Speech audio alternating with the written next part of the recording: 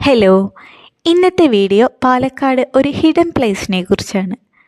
നമ്മളെല്ലാവരും മലമ്പുഴ പോവാറുണ്ട്, അതുപോലെ കവിയും പോവാറുണ്ട്. ഇതിൻ്റെ രണ്ടിൻ്റെയും ഇടയിലുള്ള ഈ റോക്ക് ഗാർഡൻ നമ്മൾ പലപ്പോഴും മിസ് ചെയ്യാറുണ്ട്. ഞാനിവിടെ ഫസ്റ്റ് ടൈമാണ് കേട്ടോ. എൻട്രൻസിൽ തന്നെ അടിപൊളി ആർട്ടാണ്. ഈ പീക്കോക്ക് കുപ്പിവള കൊണ്ടുണ്ടാക്കിയത് എന്ന് പറഞ്ഞാൽ വിശ്വസിക്കാൻ പറ്റുമോ? ദേ ഇവിടെ തൂക്കിയിട്ടിരിക്കുന്നതും എല്ലാതും കല്ലും കുപ്പിവളിയും എല്ലാം ചേർത്തിട്ടാണ് എൻട്രൻസിൻ്റെ അവിടെ തന്നെ അടിപൊളിയായിട്ട് ചെയ്തു വെച്ചിട്ടുണ്ട് കേട്ടോ. ഇനി ഇതിൻ്റെ ഉള്ളിലേക്ക് കയറി ചെന്ന ഒരു അത്ഭുത ലോകം തന്നെയാണ്. നമ്മൾ ഉപയോഗിച്ച് വേസ്റ്റ് എന്ന് പറഞ്ഞ് തള്ളിക്കളയുന്ന ഫ്യൂസ്, ഓടിൻ്റെ കഷ്ണം, അതുപോലെ കക്ക, റോക്സ്, അങ്ങനെ സകലമായ സംഭവം കൊണ്ട് ഒരടിപൊളി ഒരു ആർട്ട് മ്യൂസിയം പോലെ നമുക്ക് ഫീൽ ചെയ്യും കേട്ടോ. ചുമരിലാണെങ്കിലും ഓരോന്നും വെറൈറ്റി ആയിട്ട് ഫിനിഷിംഗ് ഒക്കെ നോക്കുകയാണെങ്കിൽ എല്ലാം ഡീറ്റെയിൽ ആയിട്ട് ചെയ്ത് വെച്ചിട്ടുണ്ട് കേട്ടോ. പിന്നെ അതുപോലെ ഇവിടുത്തെ ഓരോ പിക്ചറിനും ഓരോ കഥകൾ പറയാനുണ്ട്. കേരളത്തിൻ്റെ തനതായ കല, സാംസ്കാരികം ഇവയെല്ലാം കോർത്തിണക്കിക്കൊണ്ടാണ് ഇവിടെ ഓരോ ചിത്രങ്ങളും നിർമ്മിച്ചിരിക്കുന്നത്. ചെണ്ട, വിളക്ക്, കഥകളി, അങ്ങനെ എല്ലാം തന്നെ നല്ല മനോഹരമായിട്ട് തന്നെ ഒരുക്കിയിട്ടുണ്ട്. പിന്നെ അടുത്ത് നമ്മുടെ തെയ്യത്തിൻ്റെ അനുഷ്ഠാനതകളൊന്നും ചോർന്നു പോവാതെ നല്ല പോലെ ഡീറ്റെയിൽ ആയിട്ട് ചെയ്തു വെച്ചിട്ടുണ്ട്. പറന്നു വെട്ടുന്ന കളരി, അതുപോലെ വെള്ളം കൊണ്ടുപോകുന്ന സ്ത്രീ, അങ്ങനെ ഒരുപാട് ചിത്രങ്ങൾ ചുമരിൻ്റെ രണ്ട് സൈഡിലും കല്ലുകൾ കൊണ്ട് മനോഹരമായിട്ട് ചെയ്തെടുത്തിട്ടുണ്ട് കേട്ടോ. എല്ലാതും ഒന്നിനോടൊന്നും മെച്ചായിരുന്നു. പിന്നെ ഇതാ ഒരു അമ്മയും കുട്ടികളും, നമ്മുടെ പഴയ കാല ജീവിതശൈലികളെ ഓർമ്മിപ്പിക്കുന്ന ഒരുപാട് രൂപങ്ങളും സ്തൂപങ്ങളാക്കിയിട്ട് അവിടെ പ്ലേസ് ചെയ്തിട്ടുണ്ട് കേട്ടോ. പിന്നെ നമ്മൾ നടന്ന് നീങ്ങുമ്പോൾ ചുമരിൻ്റെ രണ്ട് സൈഡിലും ഒരുപാട് പിക്ചേഴ്സ് ഉണ്ട്. ഇതൊക്കെ കണ്ടോ, ഓടിൻ്റെ കഷ്ണങ്ങളാണ്. പിന്നെ കക്ക, പിന്നെ സാദാ സ്റ്റോണ്, ഇതൊക്കെയാണ് ഇവിടെ മെയിനായിട്ട് യൂസ് ചെയ്തിട്ടുള്ളത്. ഫാമിലി ആയോ, ഫ്രണ്ട്സായോ, അല്ലെങ്കിൽ കപ്പിൾസിനോ, ഇനിയിപ്പോൾ കുട്ടികളായി വന്നിരുന്നാലും നല്ല പോലെ എൻജോയ് ചെയ്യാൻ പറ്റുന്ന പീസ്ഫുള്ളായിട്ടുള്ള ഒരു പ്ലേസാണ് കേട്ടോ അത്. നമ്മുടെ പഴയ കാലത്തിനെ ഓർമ്മപ്പെടുത്തുന്ന ഒരുപാട് സ്റ്റാച്യൂസ് ഇവിടെ നിർമ്മിച്ച് വെച്ചിട്ടുണ്ട്.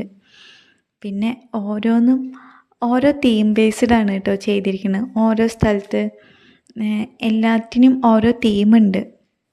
പിന്നെ ഇതിലെ ഈ ചുമര് കണ്ടോ, ഇത് ഫ്യൂസിൻ്റെ കട്ടകൾ ഉപയോഗിച്ചിട്ടാണ് ഇത്രയും മനോഹരമായിട്ട് ചെയ്തിരിക്കുന്നത്.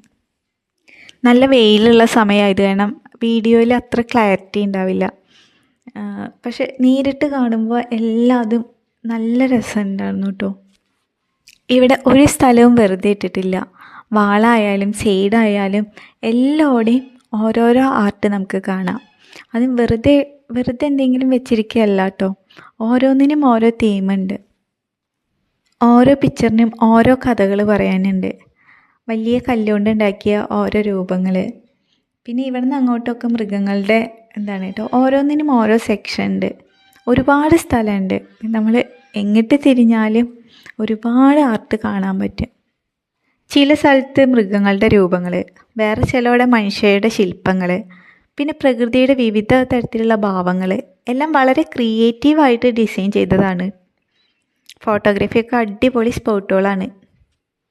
ചുറ്റും പച്ച നിറം, പൂക്കൾ, ചെറിയ വഴിയോൾ, പിന്നെ കല്ലുകൾ, അങ്ങനെ ഇവിടെ വന്നൊരു കൂളായിട്ടുള്ളൊരു ഫീലാണ് കേട്ടോ. പിന്നെ കുട്ടികൾക്കൊക്കെ കളിക്കാൻ ഇഷ്ടം പോലെ സ്ഥലമുണ്ട്. ഫ്രണ്ട്സായോ ഫാമിലി ആയോ ഒക്കെ വന്നു കഴിഞ്ഞാൽ ഇവിടെ നല്ല പോലെ സമയം സ്പെൻഡ് ചെയ്യാം. പിന്നെ ഇവിടെ ചെറിയ വ്യൂ പോയിൻ്റ് ഉണ്ട് കേട്ടോ. ഇവിടെ നിന്ന് നോക്കുമ്പോൾ ഗാർഡൻ മൊത്തത്തിൽ കാണാം.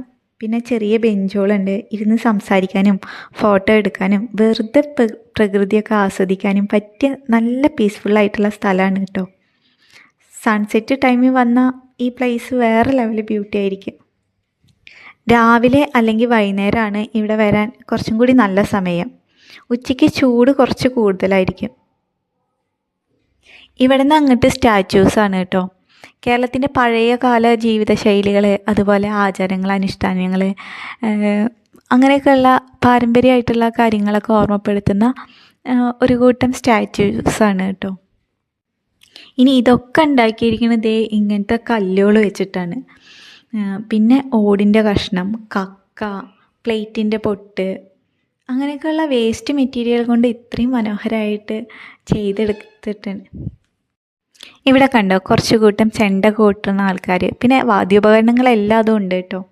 പിന്നെ ഇതാ കോല് കളിക്കണ പഴയ തിരുവാതിര, ആ ഹെയർ സ്റ്റൈലും വേഷവും എല്ലാതും കണ്ടോ, നല്ല പോലെ ചെയ്തിട്ടുണ്ട്.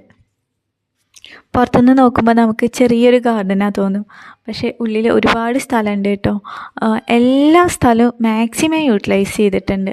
എല്ലാവിടെയും ഓരോരോ വർക്ക് കൊടുത്തിട്ടുണ്ട്, എവിടെയും വെറുതെ ഇട്ടിട്ടില്ല.